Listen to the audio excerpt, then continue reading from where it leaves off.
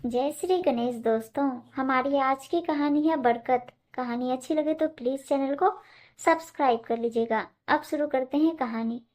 मीना, तुमसे कितनी बार कहा, बेटा पहली दो रोटियां गाय के लिए बना दिया करो, चाहे छोटी छोटी ही सही। और उस पर घर में जो बना हो, दाल चावल सब्जी आधा आधा चम्मच निकाल दिया करो। बरसों से चली आ रही परंपरा ऐसे नहीं छोड़ते बेटा। और फिर हमारे घर के सामने से काफी गाय भी तो गुजरती है।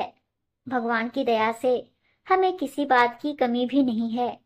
गायत्री जी ने बहू मीना से कहा, अब इतनी महंगाई के जमाने में बर्बादी करने की क्या जरूरत है, और बनाने में मेहनत भी तो जाया होती है।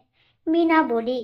गायत्री जी की आंखों में पानी आ गया, लेकिन घर में अशांति न फैले और बेटे की बसी बसाई गृहस्थी में आँच न आ जाए, इसलिए चुप रह गई।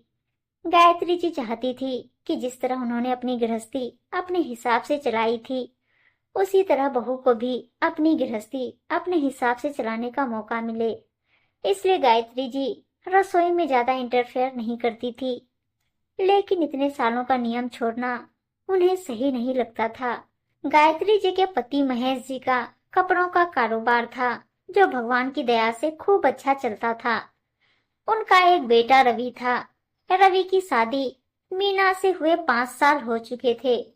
उन्हें एक 3 साल की बेटी के माता पिता होने का सौभाग्य भी प्राप्त है।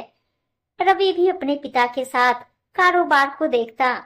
अपनी मेहनत के फल स्वरूप व्यापार को ऊंचाइयों पर ले गया।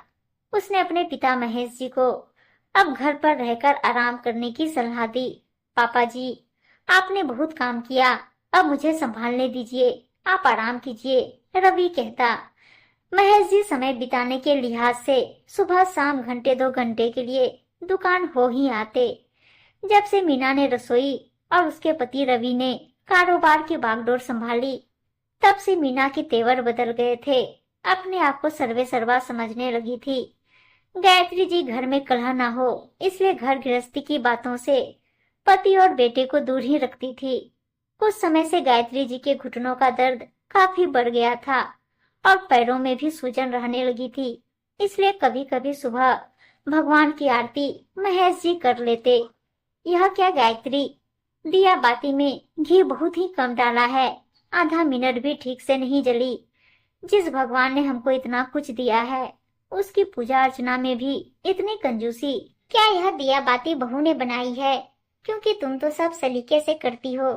जी ऐसा कुछ नहीं है, बहू भी सब सीख जाएगी, आप बात को ज्यादा तुल न दें, गायत्री जी ने कहा। गायत्री जी भगवान के भोग में हमेशा सूखे मेवे या घर की बनी हुई कोई मिठाई रखती है। जिस दिन मीना पूजा करती, भोग में सिर्फ तुलसी पान ही रखती।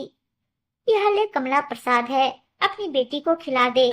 गायत्री जी ने एक काजू एक बादाम अपनी कामवाली को देते हुए कहा। यह क्या मम्मी जी, कामवाली को ड्राई फ्रूट देने की क्या जरूरत है? ऐसे बांटने लगेंगे तो महीने भर के ड्राई फ्रूट्स 10 दिनों में खत्म हो जाएंगे। मीना गुस्से से बोली। गायत्री जी कुछ नहीं बोली, सोचती भगवान तो बस भाव देखते हैं और बात का बतंगर ना बन जाए, सोचकर चुप रह गई। एक दिन गायत्री जी ने खीर बनाई। बहू सबके लिए खाना परोस रही थी। उसने रोटी और अचार काम वाली के लिए निकाल दिया था। गायत्री जी रसोई में गई और एक कटोरी खीर काम वाली की बेटी की ओर बढ़ाते हुए बोली, तुम भी माता का स्वरूप हो, चक्कर बताओ कैसी बनी है। और कमला तू भी काम छोड़, पहले खाना खा ले। गायत्री जी मुस्कुराते हुए बोली, मम्मी जी, मेरा पति दिन भर मेहनत करके कमाता है और आप ऐसे दोनों हाथों से लुटाती रहती हैं। हर महीने का राशन का बिल कितना आता है आपको अंदाजा भी है। पहले राशन, फल, सब्जी सब महेश जी ही देखते थे। अभी कुछ समय से राशन बेटा ऑनलाइन ही ऑर्डर कर देता है। यह किस तरह से बात कर रही हो अपनी सास से? छोटे बड़े का कुछ लिहाज है कि नहीं?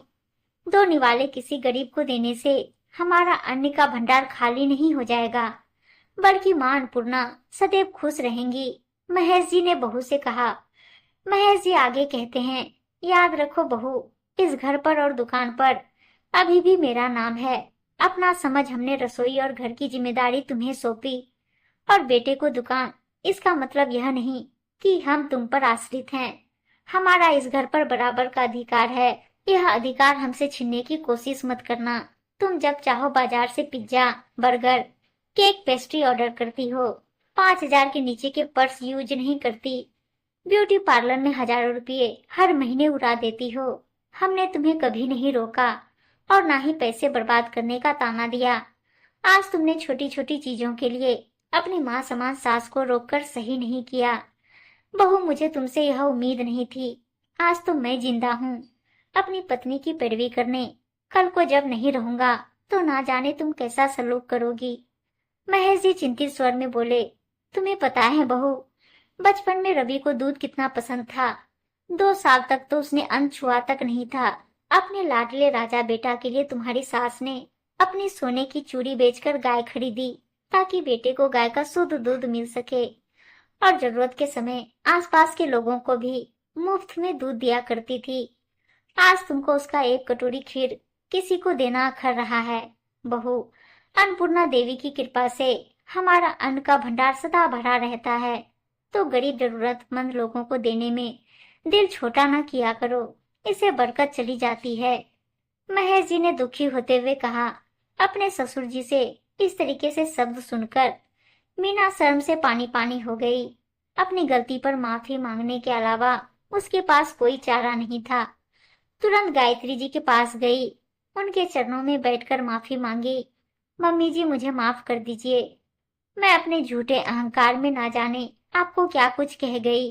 आज के बाद यह गलती दोबारा नहीं होगी। गायत्री जी ने माफ करते हुए उसके सिर पर स्नेह का हाथ रख दिया। उम्मीद है दोस्तों कहानी अच्छी लगी होगी और अच्छी अच्छी कहानियां सुनने के लिए चैनल को सब्सक्राइब और वीडियो को लाइक शेयर जरूर कर दीजिएगा। धन्यवाद दोस्तों।